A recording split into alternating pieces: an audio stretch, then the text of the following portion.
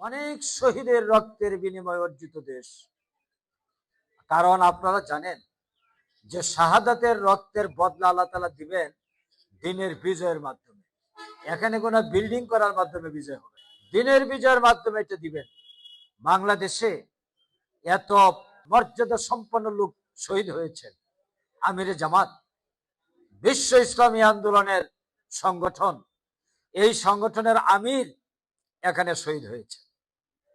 বিশ্বের শ্রেষ্ঠতম মুফাসসিরে কোরআন আল্লামা সাঈদী, তাকে মৃত্যুদণ্ড দেওয়া হয়েছিল। এর প্রতিবাদ জানাতে গিয়ে 170 জন লোক শহীদ হয়ে গেছে। তাকে আমৃত্যু কারাদণ্ড দিয়ে আটকে রাখা হয়েছিল, কিন্তু তার ইমানকে তারা কিনতে পারে নাই। তিনি আপসহীন অবস্থায় দুনিয়া ছেড়ে চলে গেছেন। সুতরাং তার বদলা তো আল্লাহ তাআলা কোনো না কোনো ভাবে দিবেন।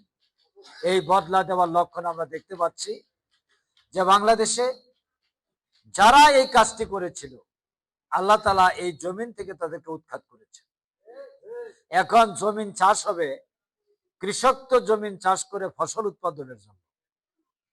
আর ফসল উৎপাদনের কথা কি এটা যে সে সেখানে কতগুলো আগাছা নিয়ে রোপণ করে আসলো? এইরকম কৃষক তো বাংলাদেশে পাওয়া যাবে। যে কৃষক জমিনকে আগাছা মুক্ত করেছে এই জমিনে ফসল রোপণ করার জন্য, সে তো এক জায়গায় জ্বালা ফেলে রোয়া রোপণ করার জন্য জ্বালার রোয়াটাই সে রোপণ করবে, কতগুলো আগাছা নিয়ে তো সেখানে রোপণ করবে না। এটা যদি কৃষকের অবস্থা হয়, তাহলে আল্লাহ রাব্বুল আলামিন এই জমিন থেকে তৌহিদ বিরোধী আগাছাকে উৎখাত করেছে। সুতরাং আরেকটা ঘাস সেটা এই জমিনে রোপণ করবেন, এটা হিসাবে মিলে না। সুতরাং স্বাভাবিকভাবেই আল্লাহর দিন বিজয় লাভ করবে, এটাই স্বাভাবিক। এখন আমরা তো সেই পরিবেশ দেখতে পাচ্ছি। আমরা তো মনে করছিলাম 5ই আগস্টের পর যে এরাই বোধহয় চলে আসবে, কিন্তু আল্লাহ তাআলা এমন কাজ করাইছেন তাদেরকে দিয়া। কি কাজ করাইছেন? পৃথিবীর তাদের কাছে তাদের নিকট সবচেয়ে সহজ কাজ, সেটা হলো চাঁদাবাজি। কিন্তু তাদের ইমেজকে মাটির সাথে মিশিয়ে দিছে এই একটা কাজ করাই দিয়ে।